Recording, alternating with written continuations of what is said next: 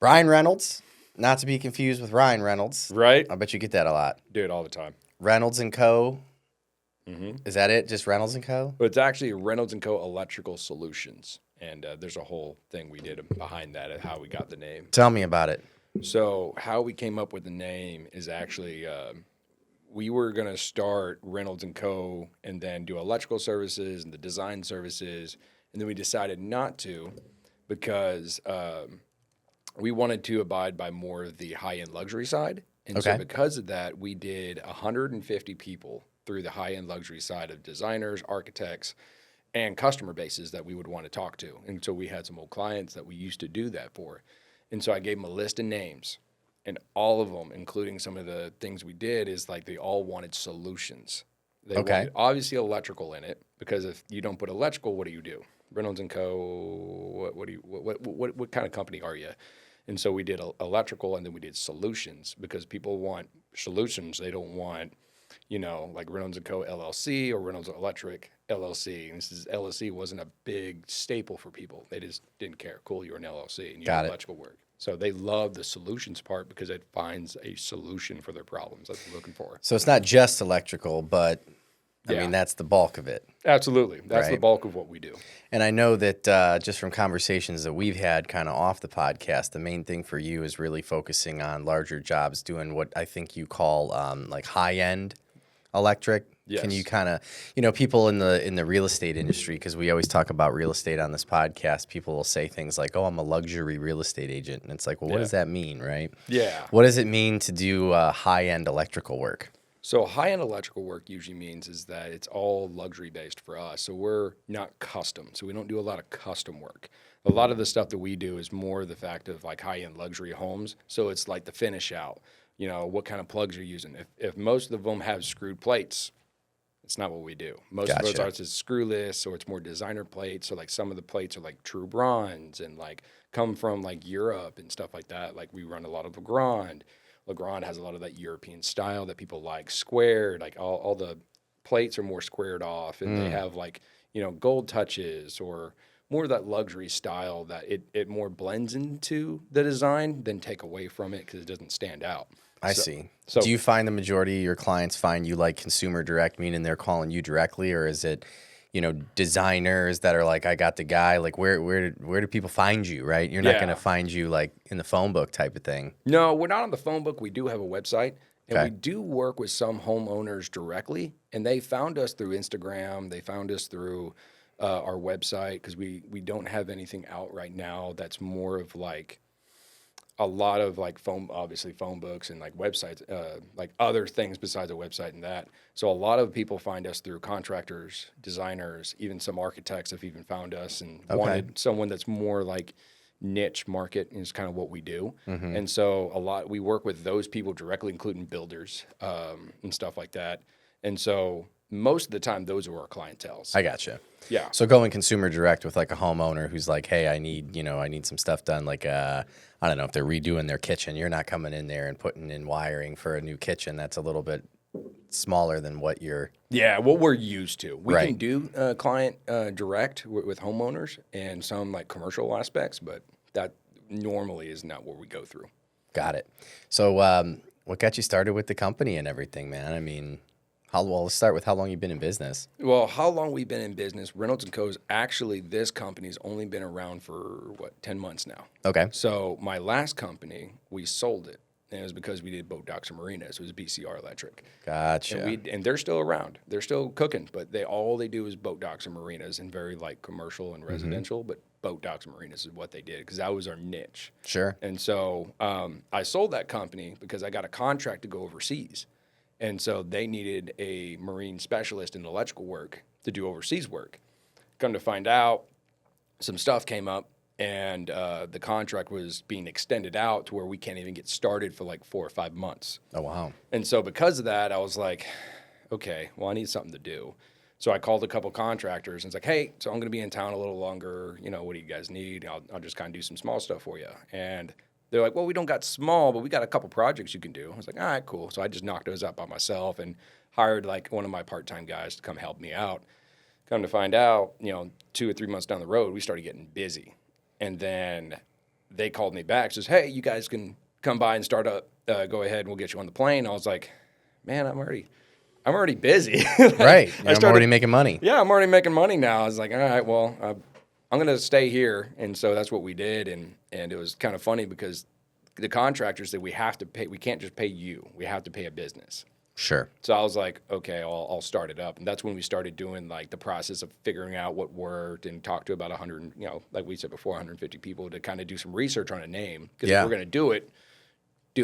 Don't half-ass it. Right. And that's what happened is the name stuck. We started getting business and we're like, well, I guess we're staying. You make it sound so easy. We talk to a lot of business owners and they tell us about their struggles and, what they had to go through and mistakes and everything along those lines. I know you've been doing electrical a lot longer than 10 months. So, yeah. I mean, is the story always been that romantic, or are there horror stories that in the beginning? Yeah, there's horror stories all the time. Like, for instance, when I first started my company, BCR Electric, Mm-hmm. I mean, how long ago was that? Oh, fuck. About 11 years. Okay. 11 years. And actually, the company started as this Brian Reynolds Electric. Mm-hmm. That's actually how it started. Gotcha. And then I worked for another company during that time doing high-end homes with, that company I was working with was doing Douglas projects, was doing Kip Row, and doing those type of, like, high-end luxury-style homes. And that's where I fell in love with high-end luxury. I was like, I like this job. This is kind of cool. And so when we were doing that, on weekends, I would get a dock and go wire it up. And then I started just doing that back and forth for about, I don't know, probably 3.5 years. And then the name got out because I was just doing it as like, hey, it's a side gig. I'll do a dock or two. And it was kind of cool because it was different, right? Yeah. I went from a high-end luxury, which was fun, to like grimy boat docks. And it's not pretty. It's just not pretty. And you had a lot of learning. So having a job while doing that on weekends was nice because then the money I made there, if I screwed up, I'm like, oh, okay, I can't do that. Just pay it off from here. And, you instead of eating mac and cheese one day, you're eating, an ice cube salad. Gotcha. So it's the learning curves of doing that. And also like taking online school for business is what I started doing and basically kind of learning how does business work? How do we do this? And I mean, it took a long time to get it going. But after 4 years, I was like every weekend I was booked. I was booked for like 2.5 months. And I was like, I got to make a decision. Yeah. And that's what we did. 4 years in, we're like, all right, we're doing it. It's funny you mentioned the online school for business thing because one of the things that I talk a lot about, just in general, but I work a lot in tandem with real estate agents, and I tell them all the time, look, whether you want to believe it or not, as a 1099 employee, you're basically operating your own business. And it's really astonishing to me because I was one of these people. When I first started my branch of Gold Star, this would have been, I think I'm going on 8 or 9 years now. Oh, wow. I'd been in the business, though, as a loan officer at the time for over 12 years. So I knew the business, but I didn't know business, right? So when I started operating on like a P&L and doing all of the things, like you think you've got an idea of everything you need to do, but then really when you start to dig into it, you're kind of like, holy shit, there's a lot I need to learn. And again, going back to like real estate agents or anyone who's 1099, and especially on the lending side where I see the tax returns, I see the 1099s. Yep. I gotta, give you kudos for doing the online business courses and stuff because that's a part of business that I feel like is a big miss for a lot of business owners because they're really good at the trade. They're a good technician, but are you a good business owner? It's a whole other half that you don't see until you get in it. Right. And so when I was doing it part-time, it was just LLC. It was actually a DBA. It's just Brian Reynolds Electric. So that way, like if I work for dock companies, they again have to pay a business. They don't want to pay a person because then they when they do their taxes, they're like, who's this Brian Reynolds guy? I was like, oh, some guy. The guy. Yeah, guy. He's like, nah, you can't do that. So doing that was just, online schooling because my dad, he was a sales guy not for Dell, but basically sold like computer chips and stuff like that. Sure. And so when he started doing his own business, he took college at A&M for business. So when he started teaching me all that, he was like, hey, I think when you're doing your own thing, you need to take a business course or something. Do online because I know you can't go to school because of your job. Right. He's like, so, do something online. Get yourself some of that back knowledge while you have the time. And I was like, no, I don't need that. I'm just doing this part-time. And then when it started getting busy, I was like, you know what? That's might a good idea. Like, I Yeah. probably should do that. And so I took And it's it not and like ran. you're learning rocket science, but it's just things you don't think about until it's too late. Yeah. Like when you start getting employees and when you start, when you have to do your taxes and stuff like that, a lot of that plays into where it's like you have to have at least the knowledge base Yep. to do that, because multi-billion-dollar corporations, yeah, sure, they have teams that do that, but they still have to have the knowledge base to make sure that, hey, what is my tax team doing? Because I understand taxes, Yeah. but I'm not like a tax guy. So I need to have a team that understands it and knows how to do that, because I just need the basis to know if they're doing something wrong. I get back, Right. hey, like what's this about? We're Right. not. This doesn't make sense. Yeah, and including that comes into like your percentages on materials, your labor hours, and then reading the market's a big thing. You got to understand, hey, your labor hours have to go up because you got your hourly rate for guys are starting to go up for other companies, and you Yep. can't be lower than them, because if you do lower than other companies, you're kind of like cutting the market down for other guys. So when you cut the market down, everyone's got it. You got to kind of force all the market to come down, but you can't do that because it starts putting a bad name for other electrical companies. So knowing where the market is and always keeping that fair game, everyone in the electrical industry or any industry is super small. You know everyone. Oh yeah. And so if they say, hey, if you see this guy around, just know he's undercutting. Mm-hmm. And so that just reads a bad name for a lot of people. Right. So learning that in business is also, it's what we learned online in the online school we took. It's just like, hey, like know your market. Yeah. Well, and Understanding again, it. going back to looking at businesses' tax returns and stuff on a semi-regular basis, it's astonishing to me the amount of people that, don't look forward as far as like, oh, they're like, write everything off. We'll just write everything off. And then they don't show any income and they don't qualify for a loan or, Yeah. I mean, the real estate agents I know that are back on their taxes because they think, oh, I'll save a little bit of money, and then they finally do their taxes and they owe like 30 grand to the IRS and don't have it.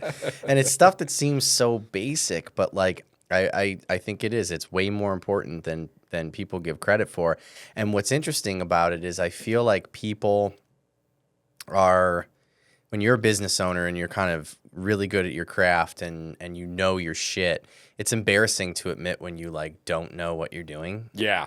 And I think that's the biggest like ego part of it, where these business owners are unwilling to admit that they don't know what they're doing.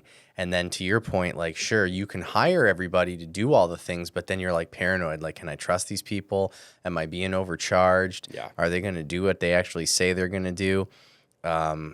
And yeah, I see it all the time, and I think it is great for everybody should have some sort of knowledge, or at least ask somebody who will give you an hour or two and say, hey, have you done this? Have you thought about that? Absolutely. I've taken actually a lot of guys out to like other like corporate companies as I go to these events. And I still to this day will go to someone that's bigger than me. And I'm like, hey, I want to poke your brain. Yeah. You want to go for coffee? Like, I have some questions. I'm just wondering if you have some free time, I'll pay for some coffee or for some lunch. Right. And let's sit down and talk, because there's some things I have some questions on. And most of those guys would love to sit down with you and be like, absolutely, sure, absolutely. Like, a company that I used to work for back in the day, I used to work for him. I worked for him when I was a second-year apprentice, like years ago. And I said, hey, man, I got some questions about some electrical work. I want to get into this. Can I buy you some coffee one day and, like on a Saturday? You want to sit down and talk? It's like, sure, I can burn an hour. Yeah. Perfect. Because a lot of that stuff too, most companies, maybe not bigger ones, but some companies will actually allow their guys to do side work, and that's in our industry. We all do it. That's how we kind of make ends meet sometimes. Sure. But we'll go sit down and have a coffee, and he's like, hey, man, so when you do this, how do you do this? And he's like, no, man, like, no, you're doing it right, or hey, no, you got to change that one. Don't do that, because you're going to lead into these. And I'm like, oh. So a lot of that stuff is even getting the people that are doing it in the daily and talk to them, and they absolutely love to talk to you. I think one of the biggest things I learned in business is when I sold BCR, and we were getting into a partnership with another bigger corporation, basically, and we sold into them, and we're like, hey, I really want to learn how to be better. And actually, when that happened, I learned a lot about business and how, when you sell a business, and how do you do it, and actually how to run it, and seeing how they were running things wasn't running the exact way I would do it. And then talking to professionals after, and they were like, ooh, yeah, no, I'm with you. no, this is the way you do it. Or in one case, I thought they were doing something wrong. And I was like, what about this? I didn't understand this. And they were like, well, there's a lot of behind the scenes when, in case what you were doing as a sales guy and running this side of the company, you don't need to worry about that. That's not on your plate anymore. They take that on. And I was like, oh, so I was not doing it right. And he was like, no, you were kind of being a pest. I was like, okay, all right, well, good. But that's stuff I didn't know as a business owner. Sure, that company was around for 11 years, but that doesn't mean I know everything. Yeah. There's stuff you learn every day. And so stuff like that is when I was like, okay, like even the guy that bought BCR, I still talk to him. Me and him are still really good. It wasn't a bad breakup for certain. It was just, I got a really big deal I wanted to go do. And he was like, go do it, dude. Yeah. I was like, okay, you sure? Cool. He's like, yeah. It's like, if we have questions, can we call? It's like, absolutely. And then, of course, they call me every once in a while about questions and concerns. And then sometimes, too, they will, I'll get clients that call me about docs. And I'm like, no, I don't do that. Call them. And I give them the number. And they every day they get a call about a client. And says, hey, we heard you sent this to me. Thank you. It's like, of course, man. It's like, you're good guys. You do good work. It's just I don't do it anymore. It's not my responsibility. So when it comes to getting new business for you, who is like the... and I know it's not I know there's no guarantees, but like who do you feel from an industry standpoint is like your biggest referral partner? Is it other contractors? Is it past clients? Like, well, past clients definitely always call, and including the ones that I used to do custom homes, which is that huge difference. Mm-hmm. But a lot of my clients that I'm getting right now is actually networking. Okay, it's actually like getting out there, doing these like public events. And going out there and just marketing, just market, because a lot of my clientele, they're not new. Who are they getting you in front of, though, that's getting you the job? Mainly builders. Builders and designers. Got it. We work with a lot of designers recently because of the niche work we do with like backlighting and custom lighting and stuff like that, including building light fixtures. We're getting in with designers because they're the ones putting the design together, including like plug and switching and controls and how to control everything and make it simplified for the customer. And so that's kind of what we do is we do a lot of designers is actually our market right now. It's actually what's blowing up more than anything else. How many people that call themselves designers are really designers? We don't know. There's a couple of them that actually have like, full warehouses and, stuff they're like, I know probably 7 that are actual. Do you run into designers and then you kind of have a conversation and realize they're not designers? Yes. I don't say it, but I'm like, right.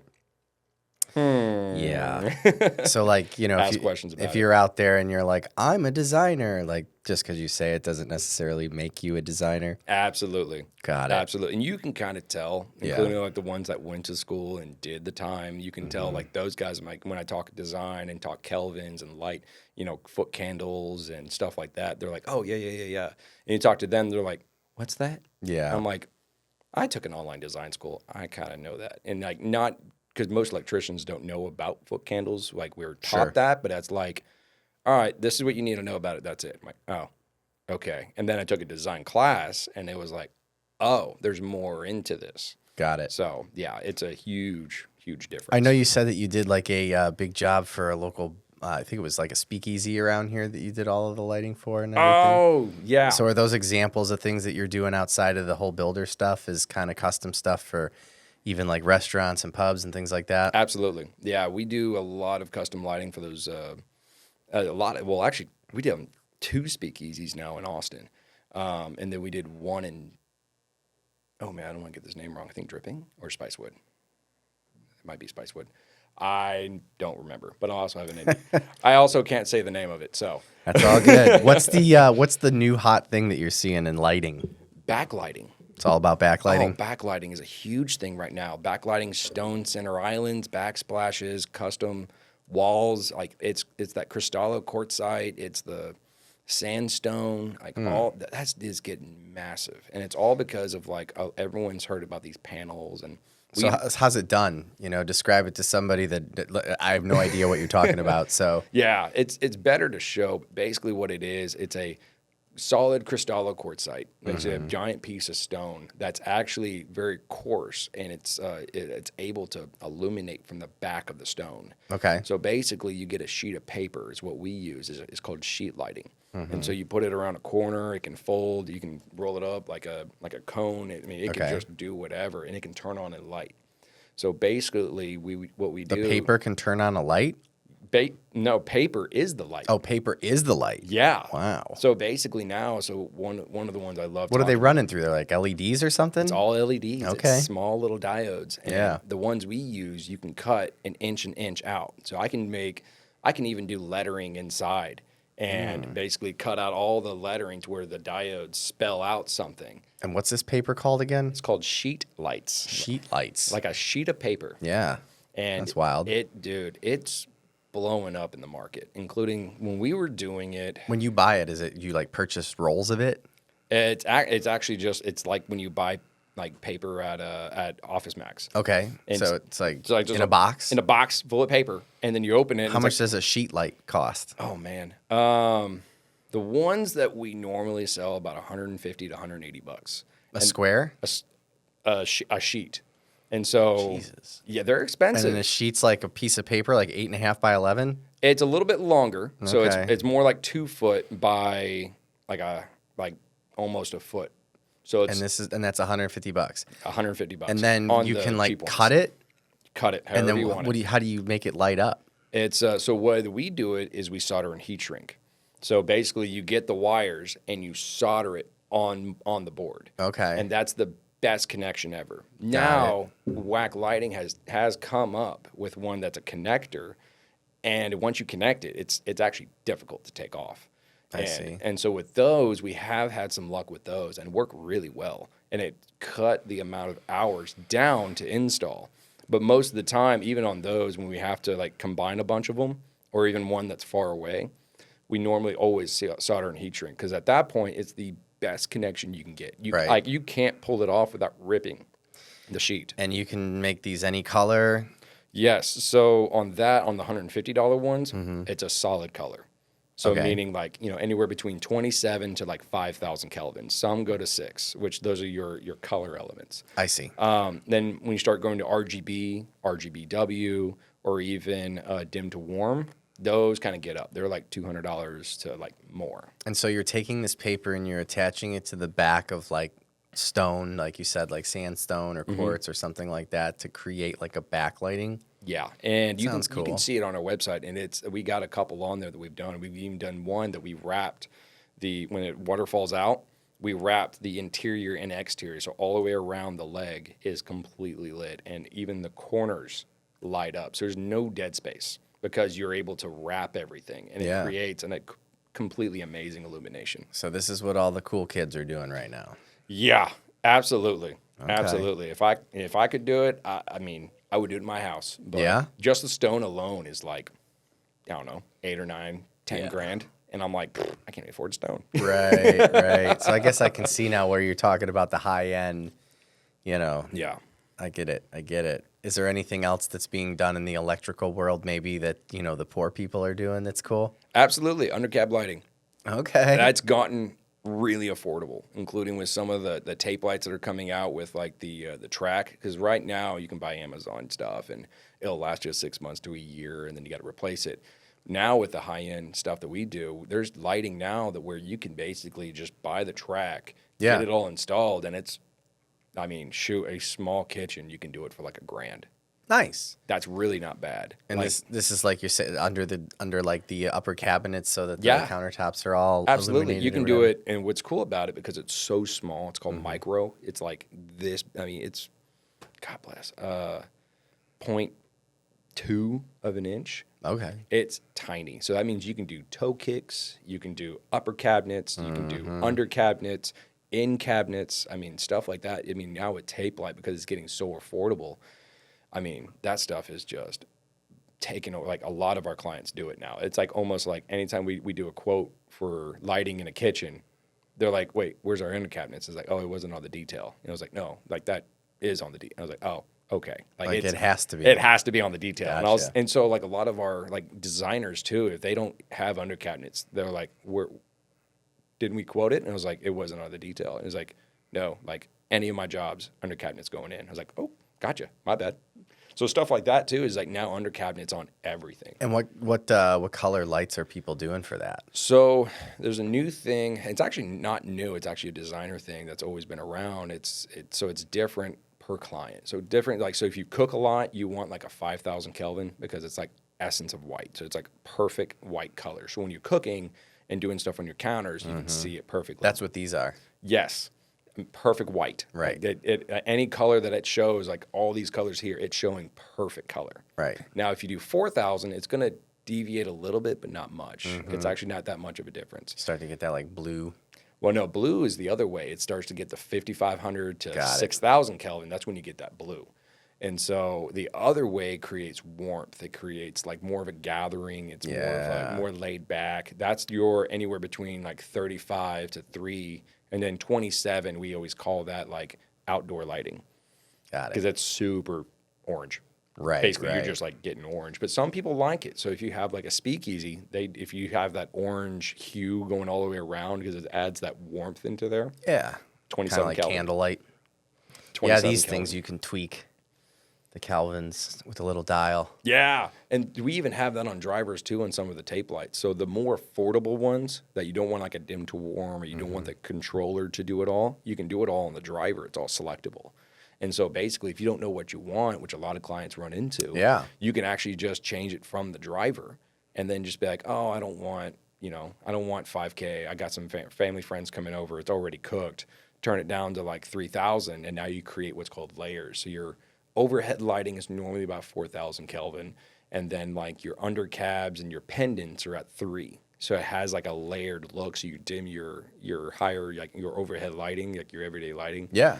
Is at like a 4, but it's dimmed at like 30%. So it has like a real nice dark, not a dark, but like a easier warm color. And then your pendants and your undercabs are all 3,000 Kelvin, and it just adds like a nice warm, kind of relaxing color. I want to get some lights. Well, let's go, my man. Come on. For real. I mean, just talking about this, I honestly don't know anything about this. So as I'm asking these questions, I'm genuinely like interested because I look at stuff and I think it's cool, but I don't know anything about it. Yeah. I mean, the lighting world is changed so dramatically with LEDs and technology and everything else. And now with dimmers, I mean, I don't think there's a house I've ever installed now that doesn't have a dimmer. Because it just changes the atmosphere and everything you're doing, including some offices. I've actually done a lot of offices that they have like cabinets in their office that do 3,000 Kelvin. And when they walk in, they set their dimmer down to like 35, 20% even, where it's like it's low. I know those, like, I office next to a guy that was just like, I used to call him like Batman because like he kept, the outside of everything was, bright and kind of officey, and you'd go into his office. It was like a freaking cave. I can't work like that, man. Yeah. Makes me want to take a nap. Right? And it's funny too because like my office is normally kind of, I don't have overhead lighting on at all. Right. But I have a lamp and then I have another kind of like, it's like a stand-up lamp. And that actually like kind of makes only my desk like actually like light up to where it's like more of like a 4,500 to like 4,000 Kelvin. And it's at a certain dim to where I can see everything perfect, but overhead lighting is not like in my face. Because there's actually some offices, even downtown, that we've done the LED conversions, but we've done everything at like 35 to like 4,000 Kelvin. Okay. And they said that actually in the workforce, because of that level of light, it's not like a lot of people call like 5,000 Kelvin. They call it a more of a hospital. Right. So it's more in your face. It's really intense. But in some offices, they've done that and they converted over to that style of lighting. And they said they get more work performance out of it. Out of the 5,000? Not 5,000. Or the 4? The 4 to 35, even 3,000 Kelvin, because they said it's not intensified. It's more like outdoor lighting. It's more calming. So they said because your workers are more calm, they work better. I like that. So you're creating atmospheres into the workforce that a lot of people feel like, I got to get this done. I got to do this. I got to do that. And instead, it's like, hey, I need to get this done. And so it almost enables them to focus better because they're not so intensified. Right. And they're more stressed. Not like they're in the ER. Yeah, basically. Basically. But yeah, so it's just task lighting is what we call it. It's what's the task of the light? What is it? What is its purpose? So you need to see so you can like clean, or you're like for instance in here, this is like cleaning lights. It's like, all right, I need to see exactly what this is. I need to clean. I need to cook, stuff like that, or I need to read plans. And if you're not doing that and you're in your office and you just got stuff on screens and you just need to read your desk and stuff like that, a lot of people have task lighting to do that task and what it is and make their office more calm and collective is what I like to call it. Yeah, I keep these up a little bit because we've turned them down before, but when you're doing the camera stuff, the cameras they need a little more. Yeah, no cameras and stuff like this is perfect because you need to see what's going on. And if you have it too dim, it just looks like a cave. Yeah, and the cameras pick up a lot of I don't know what it is, a shadow or something like that, but with the brighter lighting, we get really good footage out of this. So running the business, I want to get back to the whole entrepreneurial side of things, man. We like I said, we talked about the success stories and everything, and I love that you did the business school. You got any little words of wisdom or nuggets in respect to maybe some mistakes that have been made recently or in the past that like, you know what, here's something I learned that if I could spread the word right now on a podcast and let everybody know, it would be this? Yes.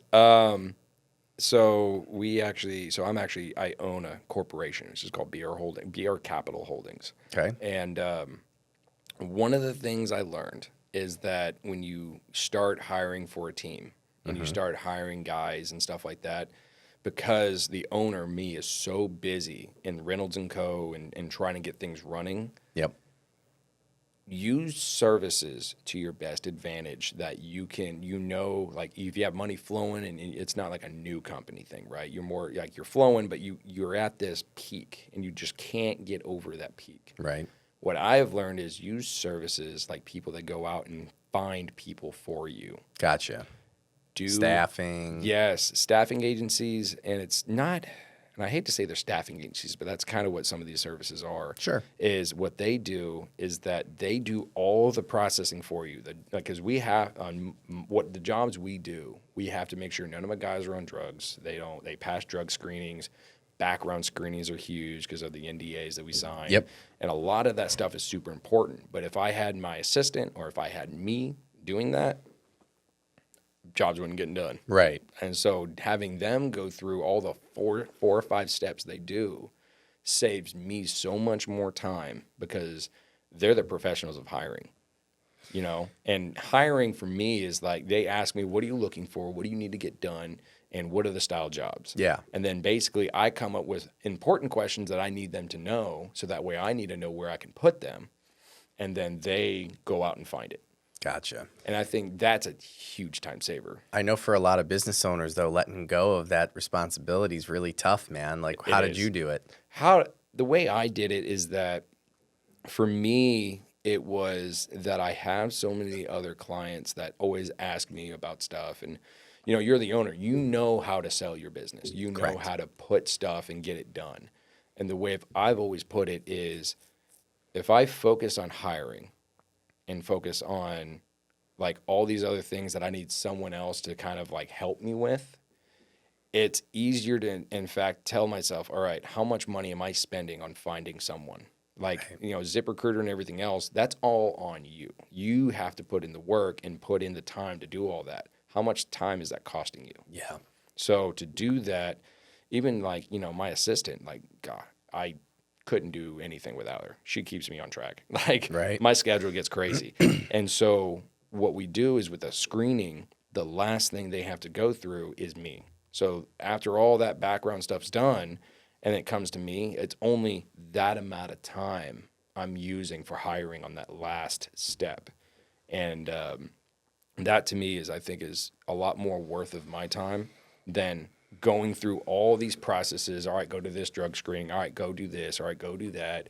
Or even allowing my assistant to do that doesn't make sense because she has so many other projects she has to handle. So seeing what we spend on those services is saving me money in the long run because I got phone calls, I got meetings. I'm on the road 24/7. Yeah. So spending that time, unless they want to do it on weekends, no one that want to work for you want to work on a weekend and spend their time on that. So having them deal with that and chase the guys that want to work or don't want to work, it's like, all right, well, if I'm chasing you want to work, you're not worth my time. Yeah. So having them do all that I mean, frees me. I don't have to worry about it until the paper hits my desk. I'm like, cool, I need to get that scheduled. Yeah.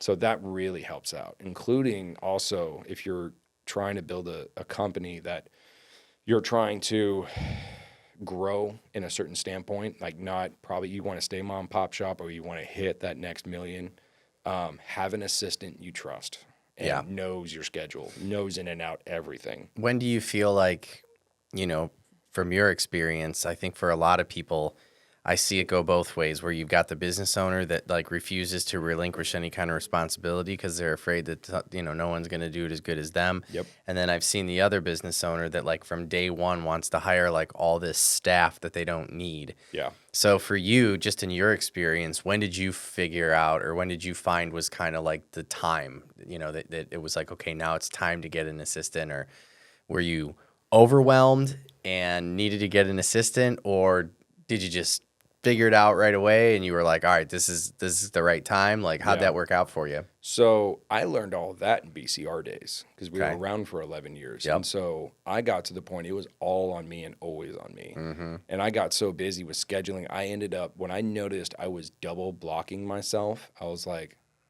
crap, I need to do something about this. And so I noticed that P&Ls, because I pull P&Ls probably twice, 3-4 times a month, always knowing where my numbers are at, where it's going on. It's probably too much.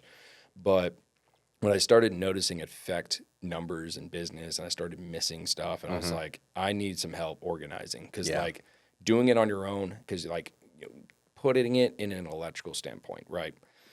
I go to a job, I basically look at the numbers and I bid on the job. And then once the job's going, I run by, I check up on it, or I work in there if there's some special stuff that my guys can't do. So I go and check up on it and stuff like that. And then I go to my next job. So I hit almost 2 or 3 jobs as I'm on the road at all times and make sure I'm always putting my face on there to make sure that something's going right, quality control and everything else. But then I always try to hit a meeting or I take clients out. So I'm always running around. And when I noticed I started double blocking and I wasn't going to jobs to keep quality control in check, and I started noticing some slippage, I was like, it's time for an assistant. It was like, at that point, it was like actually too late.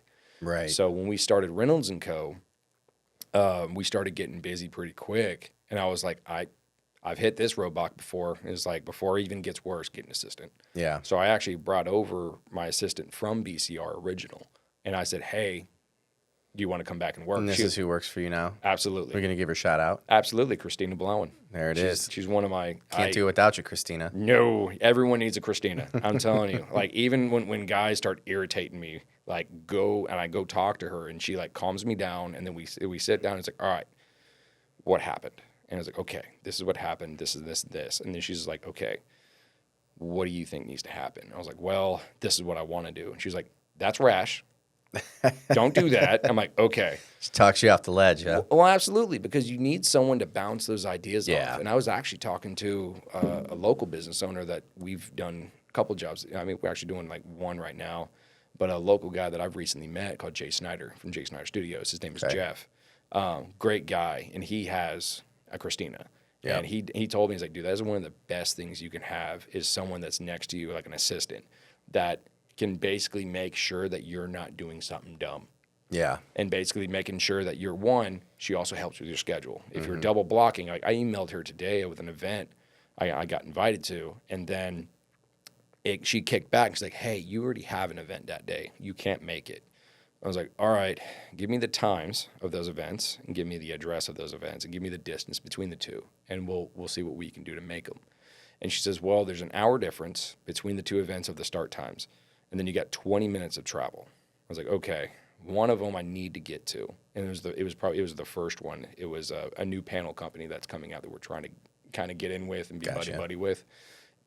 And then the other one is an event I got invited to by another vendor that we do a lot of work with. And so I was like, I have to get to that one too. I was like, okay, so if I can go at least for an hour, I can be a little late to the other one because it's more of like a meet and greet type deal. So it's like 3 hours long, and the other one's only like 2.5. So I was like, okay, I'll be here for an hour. Set a reminder for me to make sure I leave, because sometimes I'm a talker. I like to talk a lot. It's all good. So because of that, I was like, okay, just make sure you put enough. Like, she knows me at this point because we've been working together for years, and she's a good friend of mine I grew up with. So she knows I talk a lot. So she puts like 3 reminders, 10 minutes, it's like, leave, better leave. If you don't leave, you're late. I was like, crap, I got to go. So when that happens, she actually sets reminders to make sure I leave an event. And when I do, I'm like, okay, I got to go. That's cool. And so I get out of there. And I so like having something like that really helps with my schedule, because if not, again, I double block all the time. And she catches on me. And she was like, hey, you got a meeting at like 5. I'm like, crap, okay. So I can't go to this one. It's like, no, reschedule it. I was like, okay, well, I'm driving right now. Do you mind calling? It's like, yeah, I'll call and because she knows my schedule. Yeah. Like, so on my phone, it's the same on her phone and her laptop. So if she knows that she's looking at the schedule, it's like, well, Brian's not able to make it until this time. Are you free? And they said, yes, it's perfect. And if I don't tell her about something, she lets me know. And like I'll put something on mine to make sure I know to tell her. Forget. And she'll be like, hey, you have this event on this time. I was like, I have something else too. And she was like, when are you going to tell me that? I was like, yeah, no, we should have had that. But we have a meeting every morning. And so she asked me, what's on your schedule that I don't know? No, that's every good. time. She's like, what's on your schedule that you don't know or that I don't know? So that way I can put it on there. And so we can share that schedule. I was like, oh, yeah, we got this. She's like, Brian, you double blocked. I was like, God damn it. Dude, it happens because when you get so busy, including like when you're a new company like mine, marketing is the best thing you can do. Sure. And so getting out there is important. So like by Monday, if we have no jobs that are like big scheduled to where I have to be on them at all times, she just fills it and is like, all right, you need to go find events. I was like, cool, I'll go do that. Yeah, speaking of marketing, I mean, outside of the obvious answers of, the time in the business that you have and white glove service and experience and so on and so forth, what is kind of the quick pitch for builders, let's say, that are interviewing other electricians and they want to work with? I mean, what do you tell them in regards to why they should be working with you? So the way I come up to builders, for one, is that we're a white glove service. We are the white glove electrician. Not only that we actually do wear white gloves, but the installation that we do is to the 32nd of a 32nd. So we're not to the 16th and it's close enough. It's like, no, it has to be on the dot. Right. And so which most of the time is actually absolutely hard to do, but we strive to be the best. We strive for perfection. And perfection is a goal, and it's not ever... Normally, no one can ever get perfection. But that's always the goal, is to be perfect. Sure. I mean, some of the companies that we've worked with, they want their wire runs in the wall laser straight. If it's not, re-drill it and do it again. And so the way we do stuff is, very one-off, because if we have to figure out a way to do it, we do it, but we also do it to code. And a lot of other electrical companies, including the residential market, it's very hard for them to find a solution for stuff. And so for them, it's like, oh, well, you have to do this because it's code. I'm like, well, check this out. So we have to be at code at this standard, right? So back in the day, it was outlets and like the side of cabinets. It's like the best thing we like to talk about. In the side of center islands, you have to have an outlet back in the day. Now you don't, because the code came out. This is, we figured out it was dangerous. There's a cord hanging out. Kids hit it and it falls over.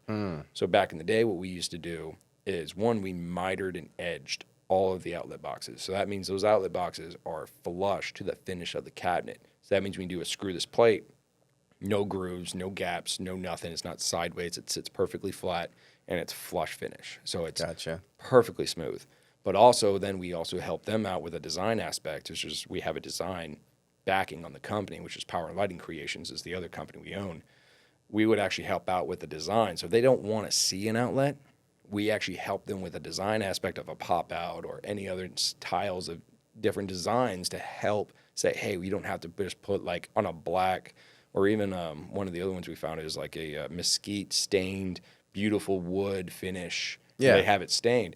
I can actually go get a mesquite UL listed plate, screwless, that pops in and stains perfectly to where only the outlet has to match, which blends with the design. And a lot of contractors, including designers, appreciate that, because it's the amount of detail that we have into things. We will help out. If you don't know it, we already do, because we travel everywhere and with design and helping out, figure out what's the newest and greatest coming out. What can we do to help these guys keep it within design? Another way that we like to explain it is we did one that we ask a lot of RFIs. So when we get plans, we're going to look like the highest, but it's because we ask the questions before we start the job. A lot of guys in the industry, what they would do is they would ask minimal RFIs, and if it's not on there, And RFI stands for? RFI stands for basically, they need more information. Gotcha. So they're just asking for more information about this. Like, hey, I need an RFI on this because it's like, what's the finish? Or a lot of them, it's more like, what's the power rating? Is it 20 amps? Is it 40? Is it 50? Is it 240? Is it 120? It's more of like getting more exact information. Sure. So the way we do it is we ask all the finite questions, because one of them was a backsplash. They wanted under cab wire molds, which usually means the outlets are more on the underneath side of the cabinet. Okay. Well, one of them had a switch just for the light in the sink, but they had all the other outlets on the wall, or not on the wall, but on the under cab of the wire mold. And so what we did is we asked an RFI, why is that one on the wall? Do you want that removed and put it in the wire mold? And they says, well, we don't know anything that can do that. I was like, well, we can. And I was like, well, it's also low voltage. Can you get that low voltage switch to go in there? I said, absolutely. This is UL listed. It's blocked off. This material will work perfectly, and we can run it up, and you don't have to have anything on that beautiful backsplash. And they're like, we didn't know that existed. I was like, that's why you go with us. That's the reason why. He said, if there's a question that it's like, hey, is there a reason for that? Or is it a design aspect? Or is it you just don't know? And he's like, well, they don't know a lot of the materials. That's not their job. That's where we come in. The materials is on us to make sure that we help stay within the design aspect that they want. And that's where we come in. I like that.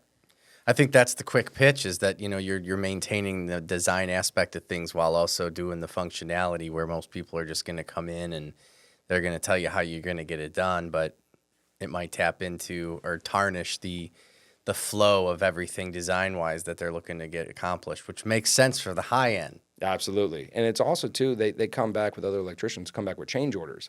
So after they do that, we look high, but then when their change orders come in, they're at our cost, or because change orders, they're more. Right. So we always come in at a certain level, and we don't actually like to do change orders unless it's like, of course, change orders happen. It's part of building. It's just always it's a sleeping giant. It's always going to happen.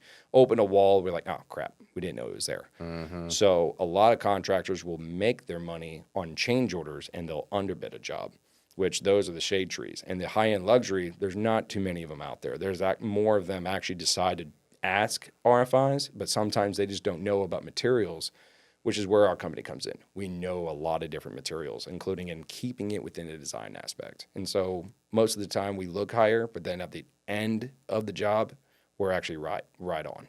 Well, and that's what people want. I mean, they want to know what's up. They want to know what's the cost of this. I'm like, well, for how many questions, of course, we ask a lot. It's like, this is where it is. Yeah. So that way at the end of the job, if there's a change order, it may be like a few thousand off because of the change order, or say you take away something. For us, change orders is like we missed something. That's kind of what it is. But because we didn't see it, we have to charge more. And that's not how we run. Well, I don't like that. I like the client to know exactly what they're paying for. Yeah. Well, and again, and going back to anybody who's dealt with any contractor, I mean, that's the goal, right? You want to know what you're paying for up front. And, to your point, if things change, well, maybe we didn't know about it, but certainly don't want to be in a situation where it just gets more expensive and you're like, well, why didn't we think of that up front? Absolutely. And that's where we try to stay in front of it is to help one with the design, but also to make sure that, I mean, we're electricians. We know what's up. We all want to make money, but I don't want to cut corners. Right. That's my biggest thing is I hate cutting corners. And if I even see my guys cutting corners, I'm like, hey, take it back out. Do you find that a lot of clients are trying to cut corners? All the time. All the time. They're just, I mean, I've even had a client the other day, actually, when we were quoting a job, they were like, well, can we do this Amazon one we found? And I told him straight up, it's like, if you can find it on Amazon, you can find it at Home Depot, we won't sell it. She's like, why? I don't understand that. And it was like, well, quality is our aspect. We're only into quality. And if you want to do something that's cheap, I don't want to warranty it. Yeah. And I don't want you to warranty it. I don't want you to go through that. It's well, it's Amazon. It's not that bad. I'm like, well, do you want to really deal with, probably 150 foot of linear tape light, and you have to put that in a box and say why it didn't work? And then there's like, well, was a licensed guy doing it, or did you do it? And it's a hassle. So including with the materials we use, we don't do anything under affordability. Builders like affordability, but they also, depending on, again, if you're a custom home builder, they want cheap. Yeah. How much can I get in bulk? And I'm like, that's not me. Yeah, I get it. I mean, it's all quality for us. We're very quality monitored. I love it, man. You got anything else you want to cover? This always flies by. I always tell people we've been on for 55 minutes. Have we really? Yeah. Wow, that flies by. That just flew by really quick. It always does, man. I tell people, I try to bring everybody out on the first one, and then I let everybody know, this is like working out. You can't just go to the gym one time and expect results, right? Yeah. So you got to make sure you come back on again, because the next time we come back on, I want to hear horror stories and stuff like that. Those are the clips that do real well. Oh, I bet. Just leave the names out. Right. No, absolutely. I mean, other than that, man, check out our website, check out. What is it? It's Reynolds and Co Electric.Solutions. It's a little long. Actually, I have a media guy that actually shortened it for me, and I don't remember it. It's too short. So Reynolds, go one more time. It's a little long. It's Reynolds and Co Electrical.Solutions. There we go. I love it, man. I appreciate you coming on. I'm excited to get the footage from this. I think you'll be surprised. Man, honestly, this is my first one. Thank you for allowing me to be on here. Don't make it your last. Oh, you know what? We'll do another one. We'll Hell definitely do another one. All right, man. Appreciate you. Yes, sir. Thank you.